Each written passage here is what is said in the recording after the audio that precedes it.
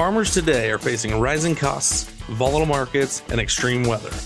The A Better Way to Farm podcast digs into strategies to help you take control of farm inputs and maximize profit so your farm can thrive for generations. Remember to take advantage of our free resources at abetterwaytofarm.com. Now, from America's Heartland, here's your host. Hello, and welcome to the episode. I'm super excited about this week's podcast. You guys, we love you tuning in. You know, our goal here at A Better Way to Farm is to increase yields and improve profits and fundamentally just bring value to the marketplace and give guys something to think about. And today, I have a good friend of mine. We've been friends for many years, over 30 years. He's been my mentor throughout that time frame. He has been a tremendous teacher, and I truly believe that he is probably the most renowned agronomist who has not got a bunch of people paying huge money to come and follow him. He's just out here helping people every single day, and he has for the last 32 years. And so I'd like to welcome to the call my good friend, Denny. Denny, thanks for taking time and talking to us. Well, you're more than welcome. It was good to see you recently, along with some other associates at a couple meetings. As you know, I've been involved in caregiving with my wife, now passed on for the past 4 years, but we're getting kind of back in the swing. And so we thought it might be kind of fun to talk about some different terms that we come across every day out here in crop production, and maybe try to put some definition to a few things. You betcha. And so today, and Denny, my goal is that I hope we do several of these to have you be a real regular here on the podcast with us. And today, what really started this, first and foremost, was we wanted to just talk about, because words get thrown around in agriculture all the time. And, we get this whole deal with regenerative ag, and we get all these words that this become the buzzword. But one of the things that gets kind of confused, I think, is the idea of agronomics versus agronomy. And while you have been an agronomy manager, you've actually focused in agronomics. Why don't you talk to us about how you see those being different?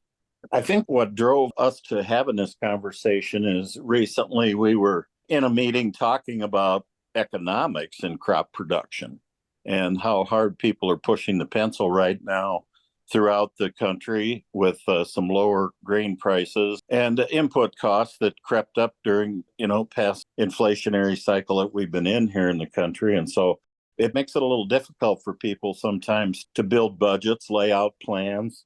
I was reminded, I live in the Twin Cities, as you know, Rod, and I was reminded of a study that was done not last year, but it's fairly recent by the University of Minnesota Ag Economics Department. And they were looking at several hundred corn growers, and they were looking at all facets of their operations, but they basically categorized the entire group in terms of their profitability, Rod.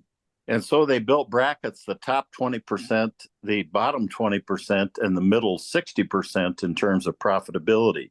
Now, this is just on corn production, and I know a lot of times we end up talking about corn, even though we work with growers who raise wheat and vegetable crops and soybean and hay crops and you name it, cotton, all kinds of different crops. Barley and canola, all of the above. Yeah, and they're all important. There's no question about that. But in every crop situation, it boils down to how am I doing? Profitability. What are my projections? What's my history? They determined in this study that the top 20%, and I don't think this is probably unusual, people would say, well, they probably had better yields. They did. They had a 27 bushel per acre yield advantage over the bottom 20%. You say, well, they probably had better soil. They had better weather. All those things come into play, but they were really just doing a little better job managing their hybrids and all of their different inputs, their crop protection, their fertility, all of that. But the real kicker is they did this on $1 less as far as cost per bushel produced. Now that figures in land costs and property tax, labor, equipment, chemicals, fertilizer, seed, everything. Even if their yields had not been better, they're producing by managing a little better all the way around. And right now, that is a topic that has got the attention of certainly every ag lender.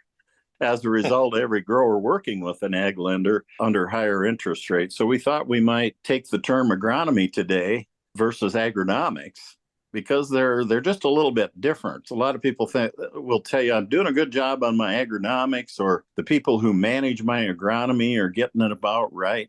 Agronomy itself is just simply the art of soil management and crop production. It's the science of crop production. But agronomics digs a little deeper because it's how well am I doing profitability wise? In other words, the economics of my agronomy. Absolutely. And Denny, I want to back up a second. You just said something there. I'll make sure nobody missed this. Yes, they had 27 bushel more per acre. But talk to me again about that cost per bushel. What was the number on that? $1 per bushel lower as far as cost per bushel produced, $1 a bushel less. That is the thing that we're looking at. And honestly, and we're going to get into how the agronomy plays into that and some other things, but from the economic, so to speak, the economic side of things, that cost of production and a per bushel basis, would you agree is the most important number right now to us? It's the one that the ag lenders are looking at based on the projected selling price, as we build a plan for 2025 crop production. Absolutely. So it's just absolutely critical. A lot of people can tell you what their yields are. They can tell you what their fertilizer bill is, what their cost per seed, but all things considered. And land cost was a big part of that. I must say that they were probably not paying maximum rent in all cases. They're paying significant amounts of money if they're renting land, but they were really pushing the pencil hard on every facet of this. I mean, a runaway fertilizer program that's where people are just throwing a lot of stuff out there and not really able to tell you what the payback is. That's a significant part of this too. Seed costs have not come down. The seed industry is pretty much holding the line. People are shopping heavily, looking for good genetics, but genetics they can afford. So we're right in the middle of that every day, you and I. Absolutely. And, we've got a guy that we work with up there. He's actually in southern Minnesota, and he did a cost this year, and he went at it a different way, didn't he? And he said, look, a lot of us are going to have different land costs and different machinery costs, different repair bills. But he said, here's what I'm going to look at. He went out and he did a study, talked about, here was a dry broadcast program. Here he studied 2x2 and 0x0 and combinations and side dress and loading it all up front on the nitrogen. And he looked at it just in how much did I spend in fertility per bushel. That range was from I want to say the range was over 65 cents a bushel difference in the different methods. Talk to us a little bit from your standpoint. What are the things that we can do from the agronomy standpoint that can be more effective in driving down that cost per bushel on the fertility?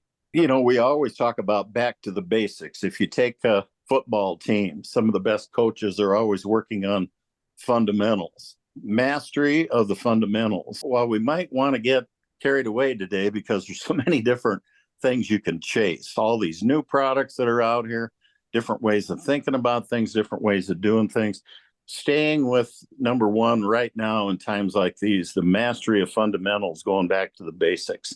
So as you look at the elements that we can manage, and these are called the controllables, we control these. What we can't control is the weather. We can't control the government impact, worldwide influences and different things that wars and so on, that might have an impact on expected selling price of grains. But we control a whole lot of things. So I think you could start by understanding that all the nutrients that we manage, they fit into two categories, basically. They're either mobile in the soil, in other words, they move, or they're immobile. And the mobile elements are primarily considered to be nitrogen, sulfur, and boron.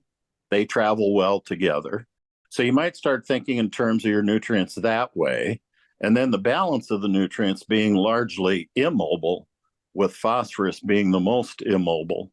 But your cations don't move very far either. Potassium, calcium, magnesium, and then the bulk of all the rest of your micros are considered cations as well: zinc, copper, iron, manganese. As I look at the mobile nutrients, I'm probably not going to want to front load all of those. I'm going to develop a program where I can spoon feed a little bit.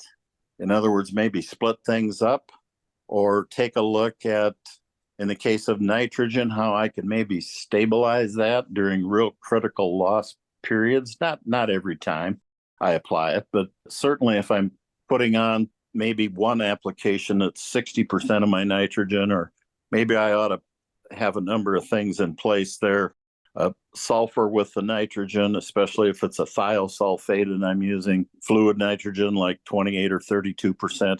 The use of a thiosulfate will help to stabilize that. And then I could add other stronger inhibitors as well that we've worked with, and we're familiar with a lot of those.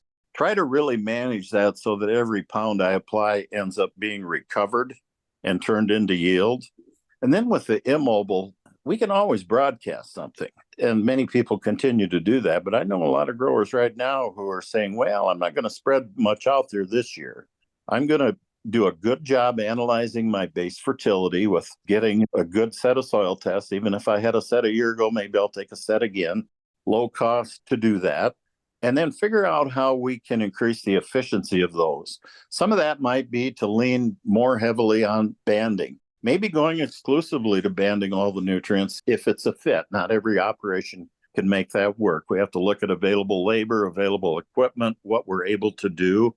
But we can also then look at in season, and we're finding more growers using plant tissue analysis, and they're fine tuning some of these things, especially with the micronutrients, not so much with the macros. We want to deal with most of those in the soil because it's probably not going to be possible to feed all the potassium we need through foliar, but we certainly do that with a lot of these micros. Sometimes look at the reason why we're doing that. It's not always to correct deficiencies, but it's to improve the plant's ability to metabolize herbicide, fungicide, and other crop protection products that we're putting on. So we're learning a lot more about that whole field. In fact, we've got a real good handle on quite a bit of it already. Good example, corn at VT. We learned that many of the strobilurin fungicides that are being applied at VT require some plant energy to metabolize that particular chemical. And spiking in some foliar nitrogen and maybe a little foliar boron at that time helps that plant metabolize that, leading to some conserved energy that the plant didn't have to burn up. And then we can have that energy late season for the reason we bought all this stuff in the first place, and that's yield and profitable yield.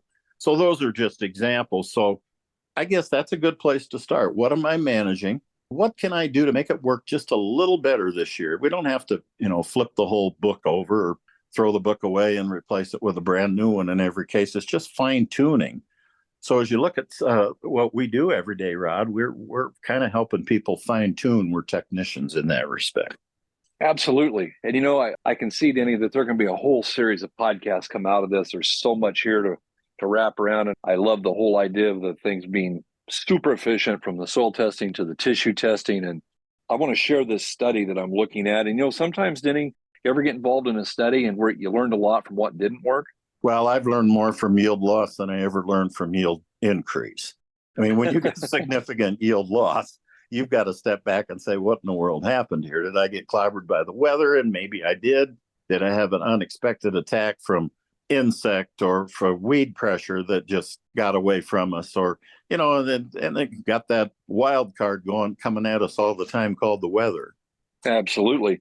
This particular individual did a great job, and he got a good starting point, and that's what we're going to get today on this whole series I see unfolded here, Denny. But he did dry broadcast only and broadcast everything: urea, 0060, 1846O, and then he did only an in-furrow and did all post-emerge nitrogen. He side dressed everything and waited a little while.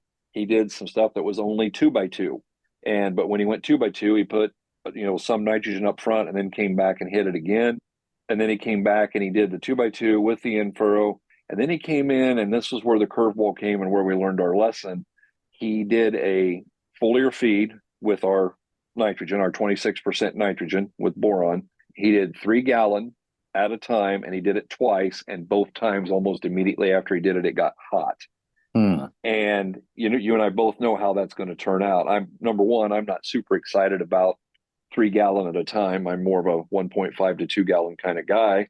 And I'm really not excited about doing this when we know there's a big, at 10 o'clock in the morning, even though it might only be 84 and 86 is the magic number. If it gets up to 100 that afternoon, that's going to create some stress. And we ended up with a significant yield decrease doing that. And I just love to look at data and see what we can learn from it. What he learned was that he also learned, Denny, that putting some nitrogen up front is important. By waiting to V6 to side dress and putting zero in up until that point in time, it hurt him. Talk to us about why is it important to have, 30, 40 pounds up front and not wait till we get to V6 and then wide drop or side dress. Well, a certain amount of that is going to be used to stimulate early microbial activity in soils. I mean, that's where certain nutrients like nitrogen, they're an important food source for microbiology, or in residue decomposition. A lot of people talk about the carbon penalty. I talk about the carbon opportunity. How can we, you can call it a penalty if you want to, and I think we all know what people are getting at when they use that term. But really, it's an opportunity to figure out how to keep our carbon nitrogen ratios where they ought to be. And that's another thing that we can measure. We have more tools at our disposal today to be able to decide when the practice is either go or no go. And so there are a number of times when we simply have to say, boy, right now, maybe we should pull back or reduce the rate a little bit. We've kind of grown up in this mentality that more is better. And I guess we used to say, let's try not to be a moron this year. Let's maybe learn the lesson from putting less on, if you want to turn this into an acronym discussion. Absolutely. But, smaller amounts applied more times will give you a greater return than a single large dose in a one-shot application, if we're able to do it. So if for those who might be taking some notes, here's 4 things maybe to write down that can help you. Is it good timing right now? I mean, if I'm going to have this heat come in and I know that, I maybe want to rethink that. But the practice has to be agronomically sound, and we have to have a little common sense. We've got to have some good unbiased research data to back it up. It's got to fit our budget. It's got to be a good fit as far as available equipment and labor. In other words, it has to be relatively easy to use on our farm, or we're not going to do it. Let's face it. I mean, there's a lot of great ideas out here, and some of them are so impractical or impossible to do, or the cost to set up would be impractical. So if it's a good fit, that's a criteria. And then the last one is big payback potential. And that varies by operation. Some people will tell you, if I can get $2 back for every dollar spent, I'll do it. Other operations will say, no, if it's a new idea, we got to have 5. I've even had a few growers say, if I can't get 10 to 1 on a new product or practice, we won't look at it in our operation. Fair enough. Just tell us what it is. When we're working with numbers like that, there are fewer and fewer things that have enough data to support that. But there are a lot of practices that can give us 2, 3, 4x return. And if we can do that in 3-4 months, and then the last thing we want to realize, if you want to add a 5th one, I would probably put this term on the table: reactions. Everything we do inside a plant cell or inside a seed is going to impact reactions. And it's not always stimulation. There can be antagonism.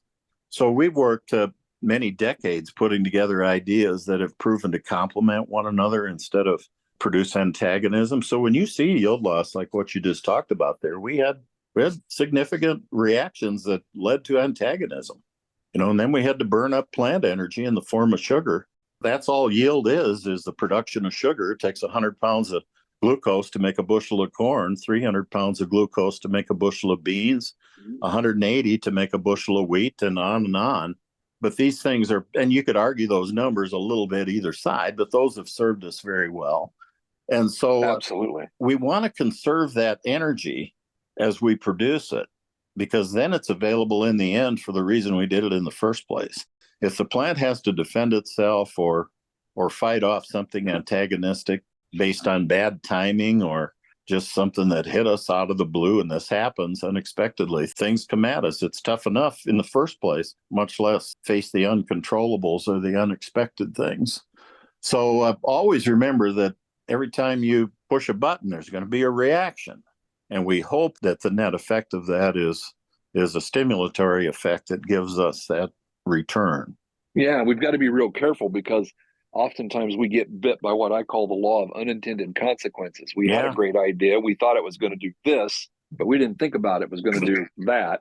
And that gets us. Denny, we're getting near to the end of our time. Let me just Yeah. say this. Number one, I think our next podcast we drop together hopefully is going to be one on soil pH and types of lime and sourcing. Yes, And I hope the guys will. ending. That's a good place to start. It is. pH is still very, very critical. I mean, we can't hardly get away with that in the field of chemistry.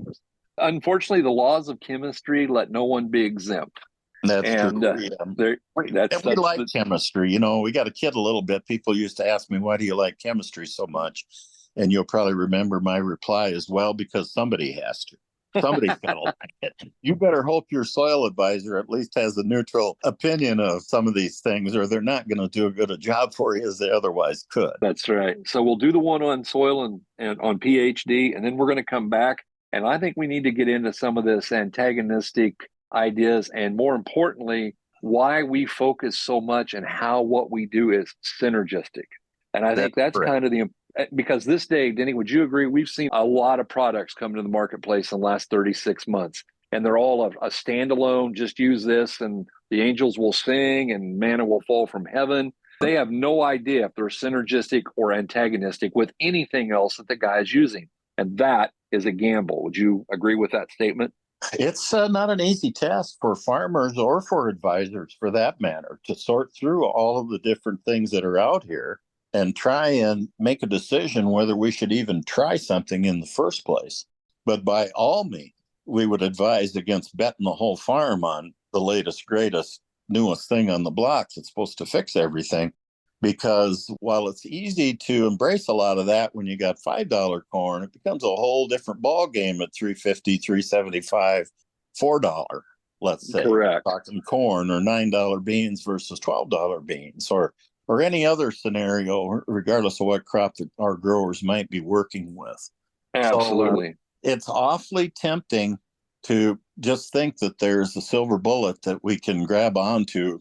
In my 50 years of doing this, I haven't seen any yet. But I have seen a number of things that work together, and that gets back to that term called synergism. So that's what we'll focus on when we get to some of those discussions.